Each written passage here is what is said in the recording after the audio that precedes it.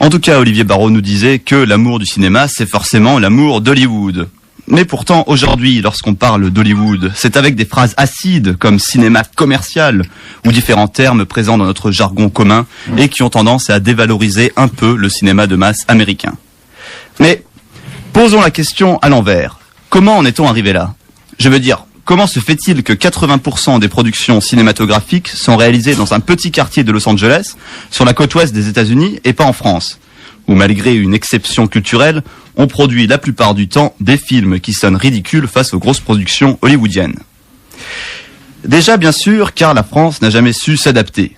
Trop fière de vouloir proposer un cinéma artistique et alternatif, elle a toujours eu beaucoup de difficultés à proposer quelque chose qui n'ait pas la prétention d'être plus qu'un simple divertissement de qualité. En effet, car si à Hollywood, l'enjeu premier est d'offrir un divertissement à des milliers de spectateurs, le réalisateur français aura de manière génétique un problème viscéral avec cette notion de divertissement.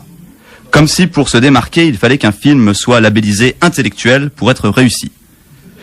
Cela fonctionne tant que vous avez des artistes talentueux qui sauront jouer à la fois de l'intellectualisme et du divertissement, avec des films qui toucheront à la fois l'intelligentsia que le peuple. Ce fut le cas notamment avec la Nouvelle Vague dans les années 60. Mais dans les années 80 et 90, lorsqu'on a voulu retourner au studio, car la Nouvelle Vague était déjà un lointain passé, se posa un problème. Aussi paradoxal que cela puisse sembler, la France, qui pourtant se vante d'avoir le plus grand cinéma d'Europe, ne possède aucun grand studio. Pour information, les plus grands studios d'Europe sont les studios de Babelsberg, en Allemagne, près de Potsdam, et les studios de Londres, où il y en a beaucoup. On va pas rentrer dans les détails, mais les avantages fiscaux font qu'aujourd'hui, il est beaucoup plus avantageux de tourner au Royaume-Uni qu'en France. Ainsi, en France, cela relève de l'impossibilité technique de réaliser ce qu'on appellera des blockbusters.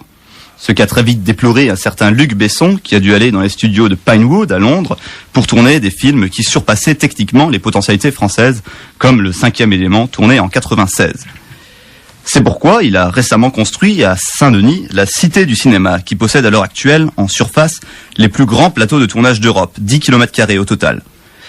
Le problème, c'est que tant que la fiscalité ne facilitera pas plus le tournage de productions étrangères en France, toutes les grosses productions, Hollywood en premier, continueront de privilégier le Royaume-Uni et l'Allemagne.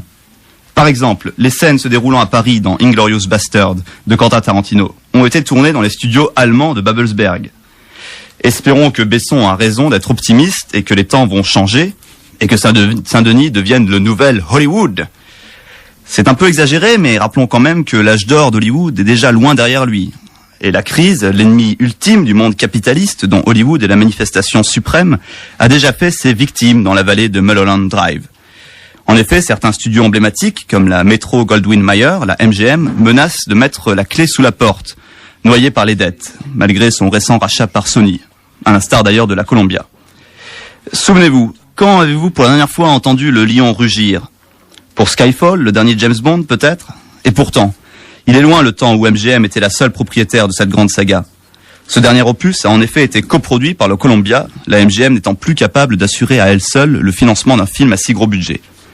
D'ailleurs, vous vous en souvenez peut-être, il était question il y a peu d'arrêter la saga inspirée de Ian Fleming pour des raisons financières. Heureusement, peut-on dire, pour les fans du plus américain des espions britanniques, les Japonais de Sony, en rachetant la MGM, ont sauvé James Bond. Mais revenons, si vous le voulez bien, à notre question initiale. Pourquoi Hollywood ? Eh bien, croyez-le ou non, mais les studios à l'origine d'Hollywood, qui fêtent cette année leurs 100 ans, Universal Pictures et Paramount principalement, sont des studios à la base indépendants. Et oui.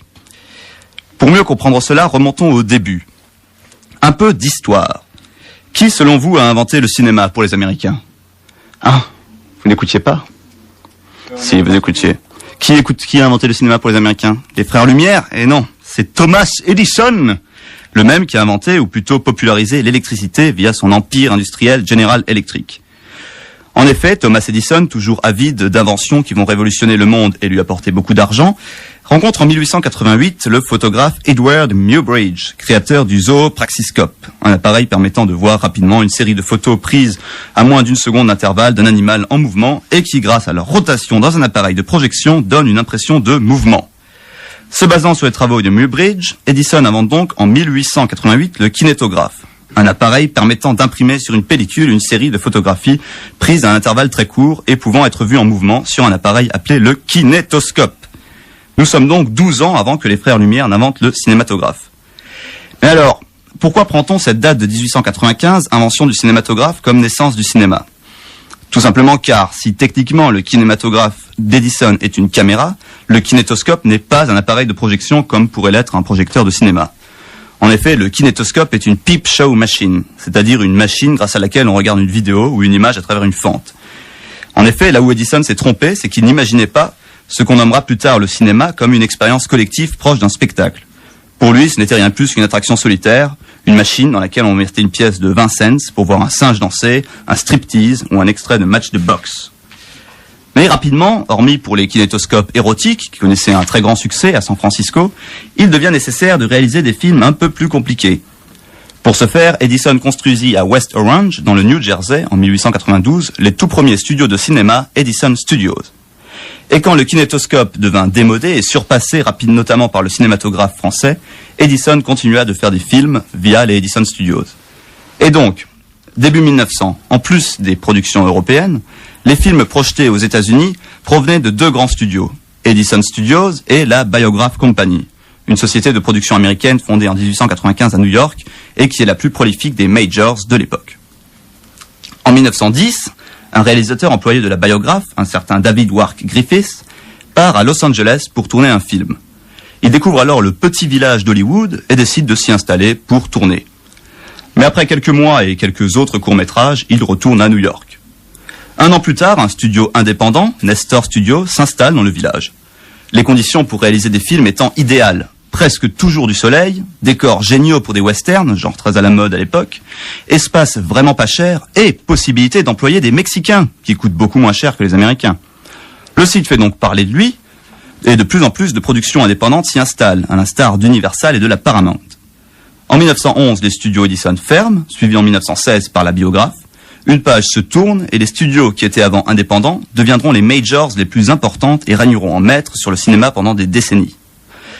Aujourd'hui, Hollywood est en train de changer une nouvelle fois. Les grands studios vacillent, victimes de la crise, mais aussi de la grande concurrence des studios indépendants qui voient leurs films beaucoup mieux diffusés qu'il y a une quinzaine d'années.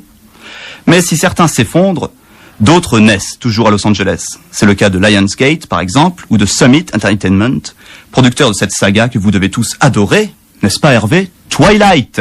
Ah ouais, trop. Oui, je pense que tu es un grand fan. Et je pourrais finir cette chronique en vous passant un extrait de Twilight. Non, ça ira. Non. Que je ne ferai pas. Allez savoir pourquoi. À la semaine prochaine. Merci Pierre. Non, on va pas choquer nos auditeurs déjà qu'on leur passe du rock là depuis tout à l'heure. On va pas en plus fait une belle transition, non on va les tuer, pauvres. Merci beaucoup Pierre qui nous a expliqué aujourd'hui comment les Mexicains ont contribué à la grandeur du cinéma. Sans les Mexicains, pas d'Hollywood. Ouais, et pas de tacos. Alors tout de suite